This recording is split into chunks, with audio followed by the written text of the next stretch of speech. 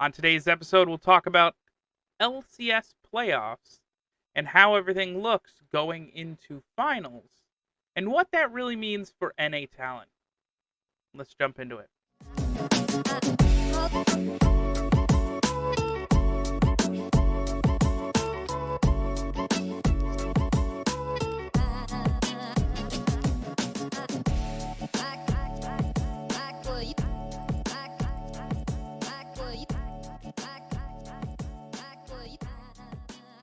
Hello, everyone, and welcome back to Kings of the Rift, your source for competitive League of Legends news and opinions and kind of coaching pieces and stuff.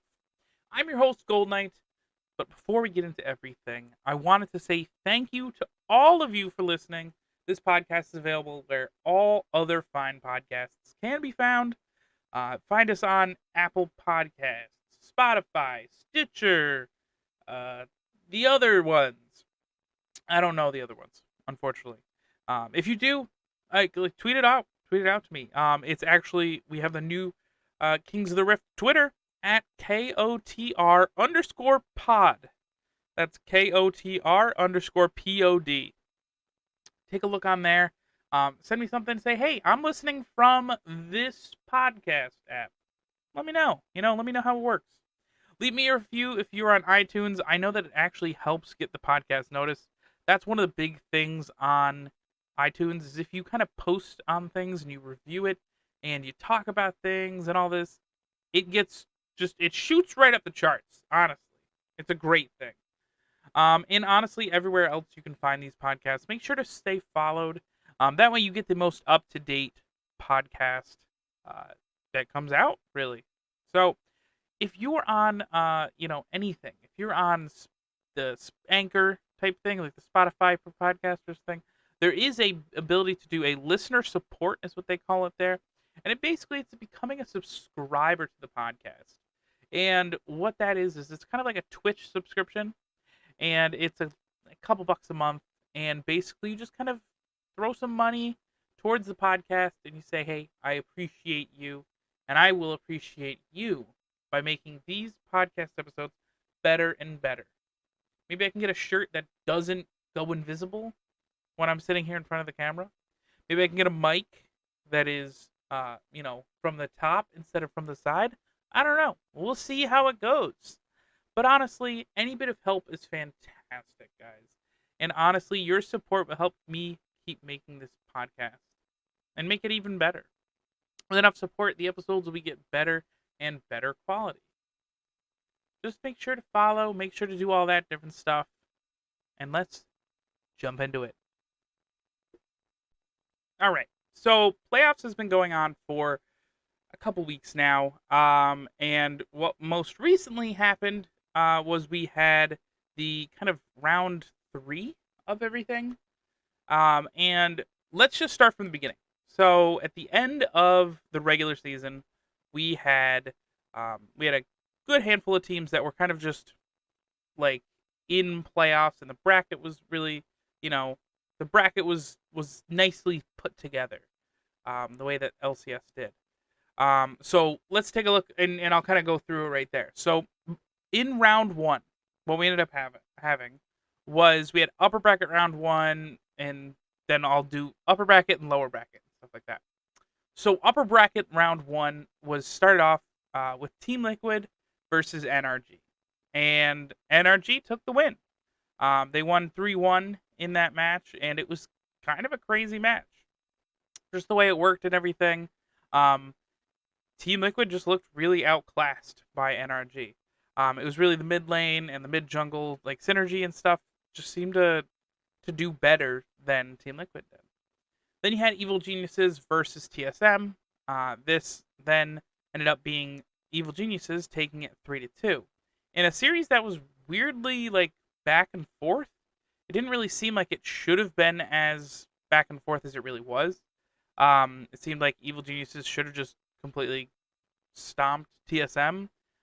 Looking at the way Evil Geniuses has been playing in the past, and just kind of where they were when coming into this, so it's just kind of weird that to see this here.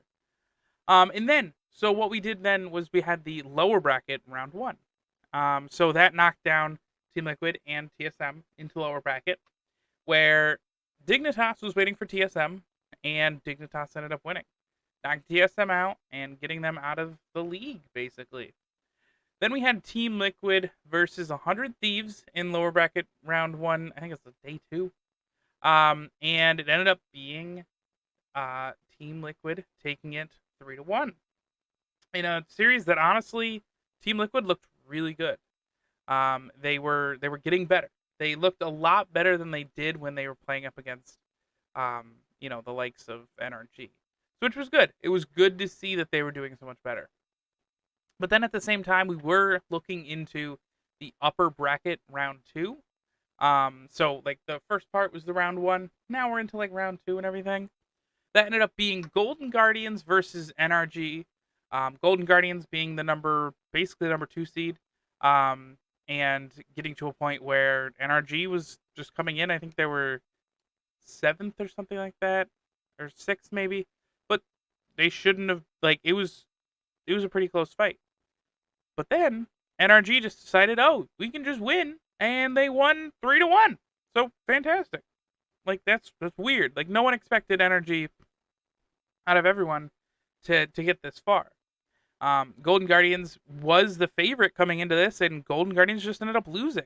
A lot of it, honestly, just I think came through like the bot lane just did better, and it just kind of like it was one thing after another. Like it wasn't like top lane. I remember the series, and honestly, Golden Guardians just did really well in like the top lane and stuff, but then like it just didn't translate anywhere else. So NRG just kind of surprised them, I think, and I think they really kind of looked past NRG and said, "Hey, we can beat them." And that ends up happening. Some of those trap games that you kind of run into when it comes to stuff like that. Then we had Cloud9 versus Evil Geniuses in the upper bracket round two. And that went as well as you expect Cloud9 up against anybody. Thing is, Evil Geniuses up to this point had basically been Cloud9's kryptonite. They were just able to, whenever they met up against each other, they were able to kind of get the edge over Cloud9. And unfortunately, this time it didn't happen.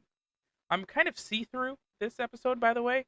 For those of you on a video podcast here, I'm wearing my Team Liquid Marvel shirt here, and it's like a light blue, which is similarly colored to my background, which is weird. So it basically makes me look like I'm just a floating head with different decals on and stuff. So kind of fun. I just looked at myself in the camera and I saw that. So yeah, Cloud9 just completely shat on Evil Geniuses and 3-0'd them, which no one really expected. They expected, Evil Geniuses to put up a bit of a fight, but apparently it didn't happen. So then we ended up going into lower bracket round two, which lower bracket round two was a fun group of matches here. We had Golden Guardians pissed off from the match against NRG versus Dignitas, who Dignitas was riding high. They were like, we're getting Jensen to Worlds. We're doing this. We're getting in here and we're screwing shit up. We're doing it. It's going to be awesome. Well, then they ended up getting 3-0'd, and that was it. And it just kind of honestly was a top diff. Licorice has been insane. Obviously, Licorice, if you guys didn't know, Licorice did end up winning Most Improved Player from spring to summer. I 100% agree with that. Licorice has looked insane since last playoffs.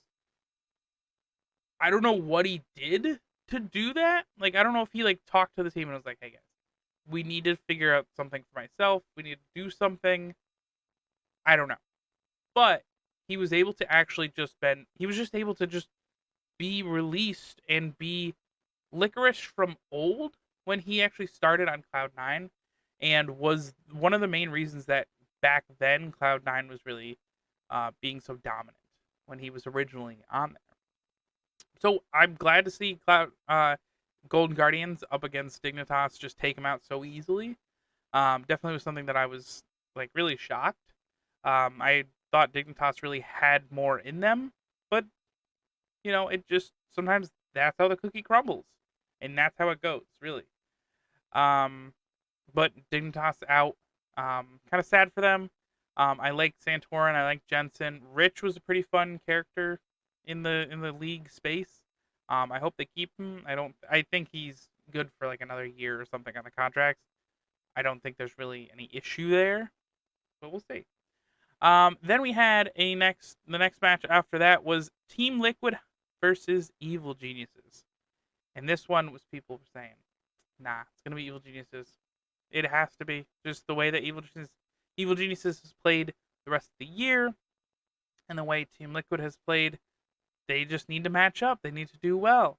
Mid lane APA versus Jojo Pyun. Like, come on. Like you can't have this going, right?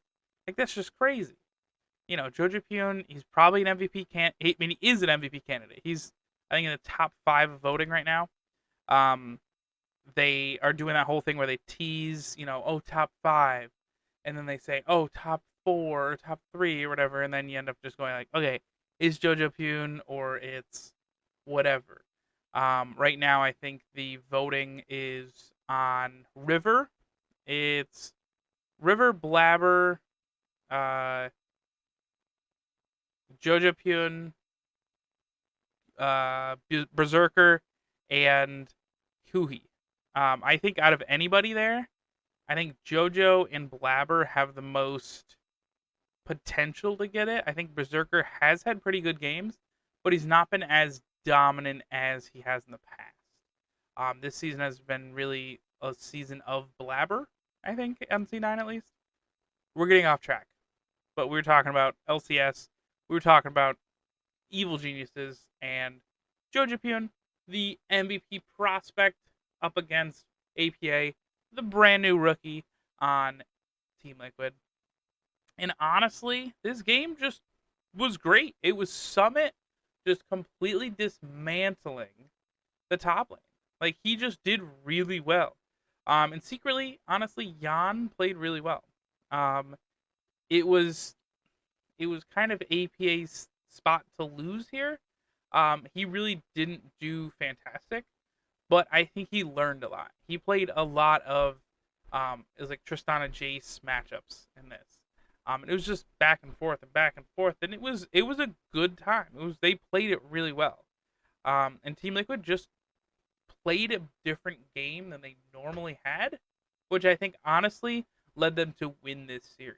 They went at 3-1, and honestly they're cooking, which is exactly what you want them to do at this point. You want them to in playoffs just really get to that point where you're winning. You're just doing great. You're kicking butt, and you're finally back to the spot where people thought you were going to be when you put this team together back in the spring.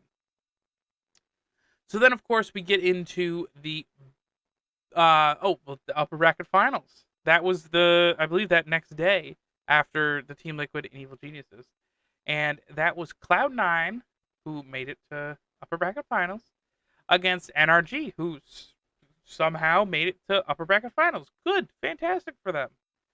And then again, Cloud9 just decides that they're tired. They don't want to sit here and fight for the rest of the time. So what they're going to do is they're just going to win 3-0 again against NRG, which I'm glad. I'm glad to see that Cloud9 is being so dominant. I am definitely afraid of whoever ends up getting up to them in finals. Like, let's see if there's actually something there. NRG definitely had some games to win in that series, but then they ended up losing. That's just, how it goes. And then, really, the nicest thing I think that happened from that series was that Cloud9 did look fallible,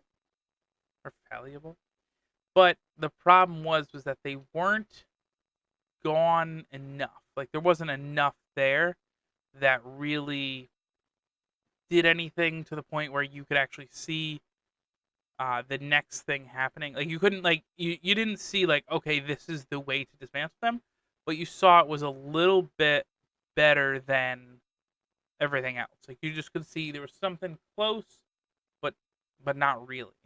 But Cloud9 was able to just eke it out, 3-0, and they won. So NRG got knocked down to lower bracket, like apparently finally. If you don't believe in the NRG, but that's when NRG really does, well, is when you kind of kick them down and they just say, I guess that's it, kind of a thing. And then next we had lower bracket round 3. So lower bracket round 3 was a good time. That was as time of recording, that was last night, and it was a banger of a series. It was Golden Guardians versus Team Liquid, and honestly, this game delivered. This game was really, really good. We ended up Team Liquid really early on taking 2 kind of quick wins that they really probably shouldn't have won. Both in game 1 and game 2, they really got to a point where they lost draft. Really, they just played like worse comps, but they just won the games. Game 2 was actually the first ever LCS jungler pentakill for Piosik, and that was amazing. That was so cool to see. He was on Viego. He was carting around. He was getting them, gotten them. Using all this different kinds of stuff there. Getting the different champions. I like the last thing he ended up doing was getting into a Tristana and being able to jump in, get that last kill.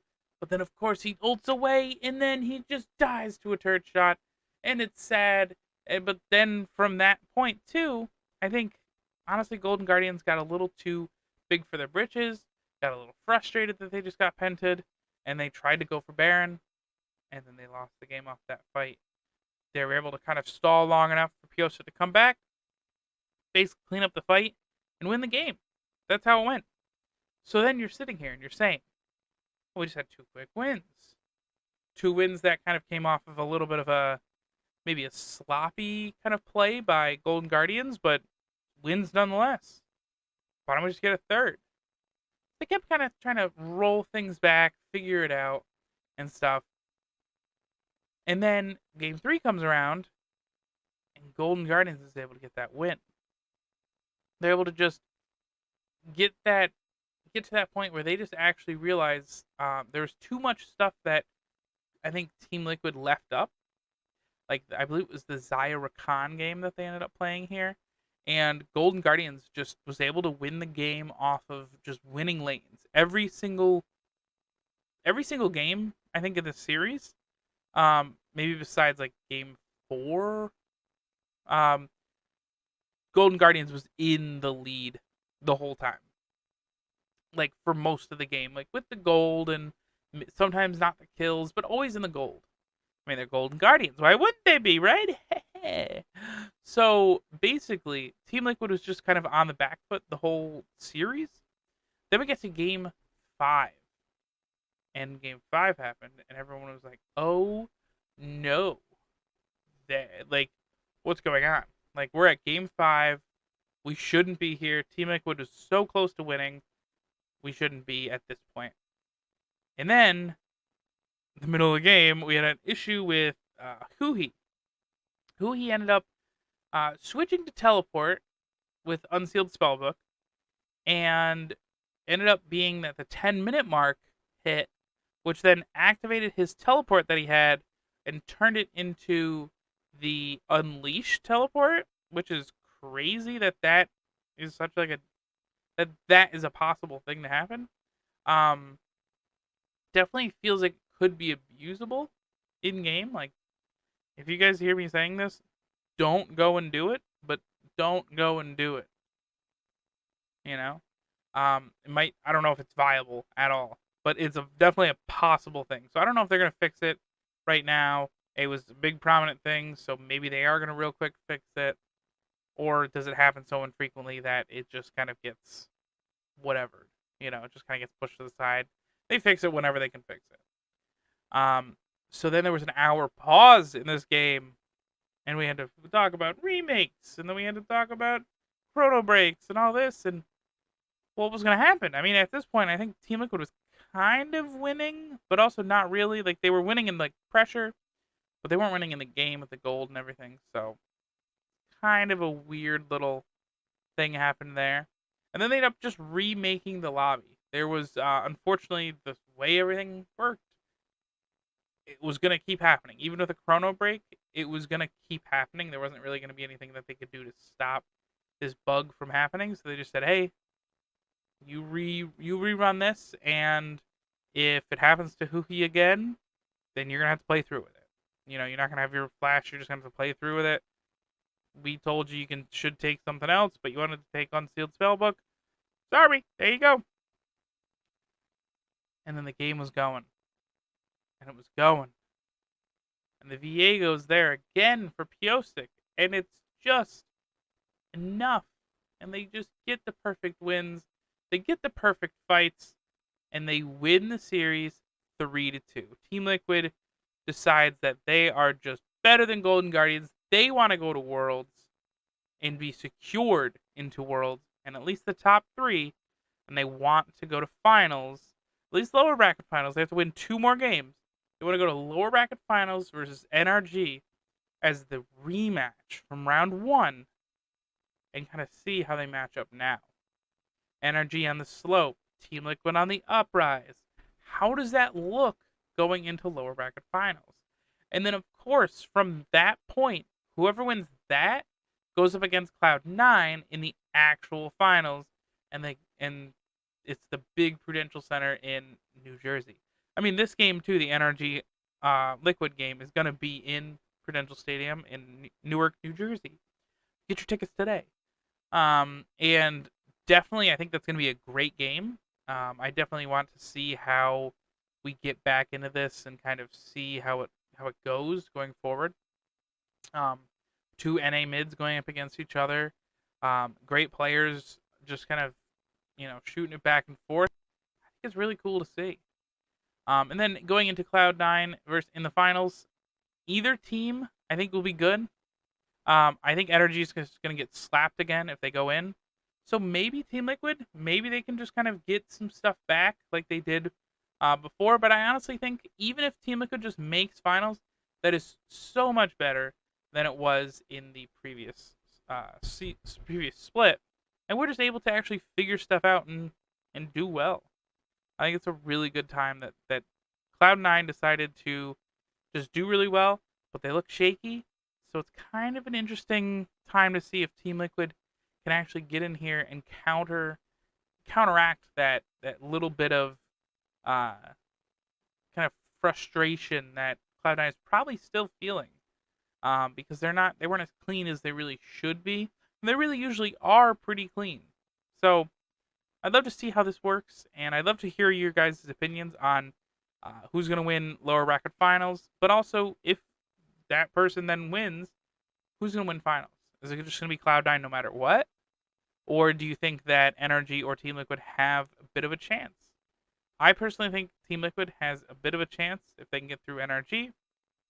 And up against Cloud9, I think they have a decent chance now. They're looking a lot better. There's some things they need to shore up. I think they're not really one-dimensional anymore, which is good.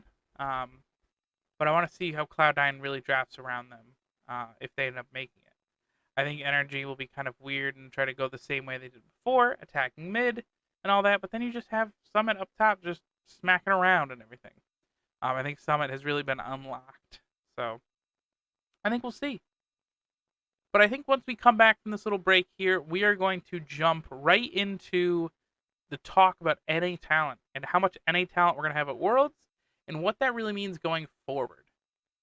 So yeah, I'll see you on the other side.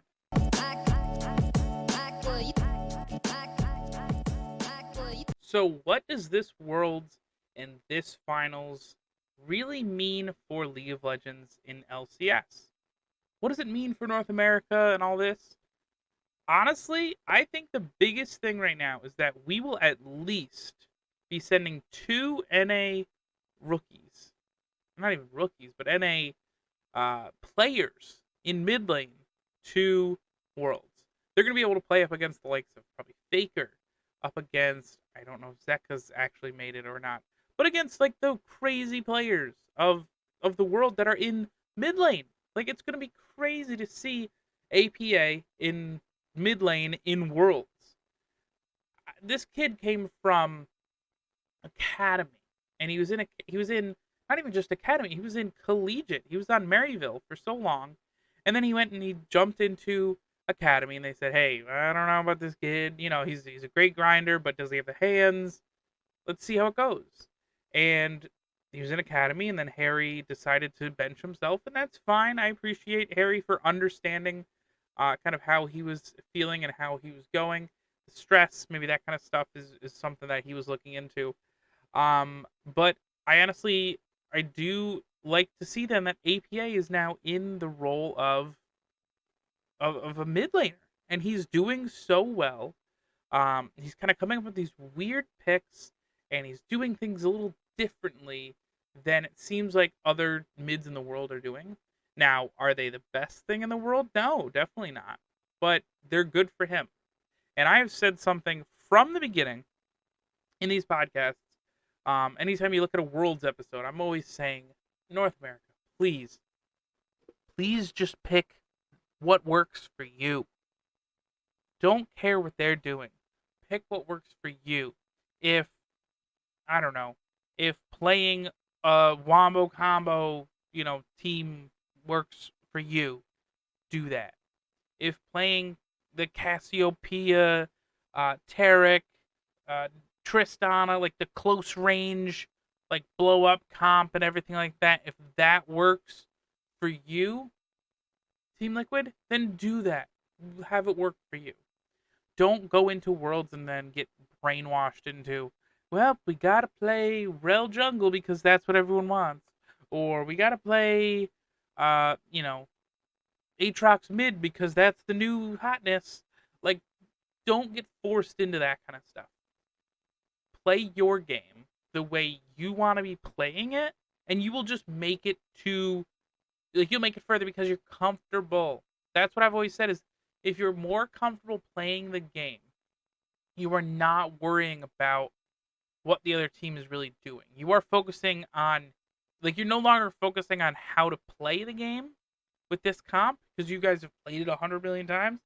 What you're focusing on is you're actually just focusing on the, like, actual macro of the game, or how to in general play the game. And you're not really focused on just, oh well, how does this matchup work? Well, you've played 100 games of let's say, the Nico mid against Ari this time or something.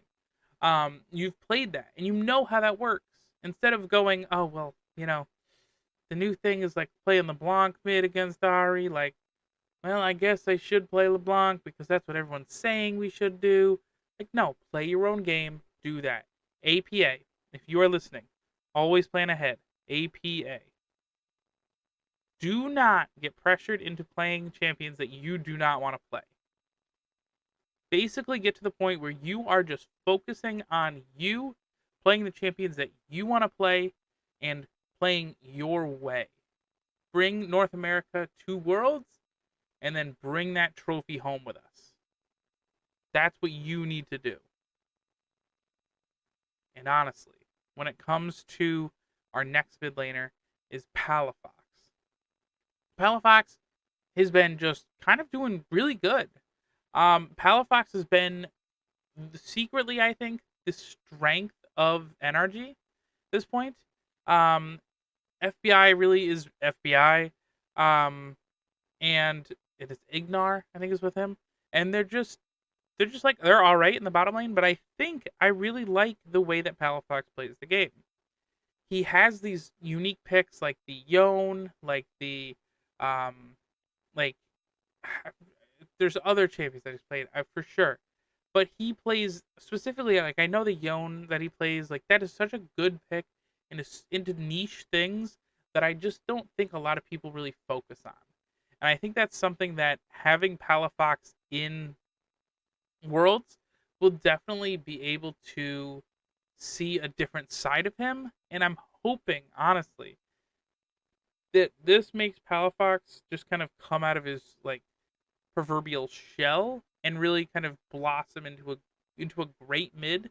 He definitely is a great I'm not even joking. He's a great mid laner. I think that he's going to be doing great in the LCS. I don't know if he's going to be on a different team next year. We'll see if that is how everything works out. If NRG doesn't make it far at Worlds, if NRG win a game or two at Worlds, fantastic. That's great. Maybe they keep Palafox and they're good to go. But we'll see. I mean, we'll really see how it goes. Um, the way that Palafox plays, I think will do well against uh, the emerging regions. But I think up against maybe some professional, the higher leagues and everything like that, it might get a little bit punished, like it ends up doing against MNS, and the different kinds of parts we have there that end up kind of getting the best of the best mid laners. Honestly, it's one of the reasons why Faker and T1 are really good. It's the reason why EDG and Scout was really good. All of this different stuff. Like it was just if you the mid laner is like he's the quarterback of League of Legends. He's gonna be that one guy who's just gonna be the make or break right here for you. And if you don't get it, then you don't get it. It doesn't really work one way or the other if you don't have what it takes. It doesn't work, Like you can kind of make it. Sometimes you can make it work. You can run it through the mid lane or through the bot lane and all that. But if you can't make it win through mid, like you're gonna be hurting, honestly. So Palafox, I think honestly, he needs to play his game, like I'm saying as well. Play his funky champions. Play it kind of, his style, the aggression. Play it in their face. Get in there. Just basically, just mess them up. Just be like smoke and mirrors and shit like that. Like that's what you need to do. You need to get out there and just kind of like fuck with them. Like that's what you really need to do. But honestly, I think the NA talent that we potentially will have is going to be fantastic. Um, if Golden Guardians are going to be playing the fourth seed game to get into Worlds. They're going to be playing up uh, against a European team, the fourth seed European team, to get into uh, the Worlds qualifier and to get into Worlds. Like that's how it's going to be there. So they're going to fly out to Korea and they're going to hang out and they're going to play a single BO5. And this BO5 is going to determine whether or not America gets the number 4 team or if it's LEC gets the number 4 team. And honestly, I think looking at it, I'm not even sure who's the 4th seed right now, or I don't even think it's been decided yet. I think they're still working on finals in the LEC right now. But I think 4th is just not really a thing that we got to worry about for the LCS at least, because it's G2 and it's Excel, and that's really it.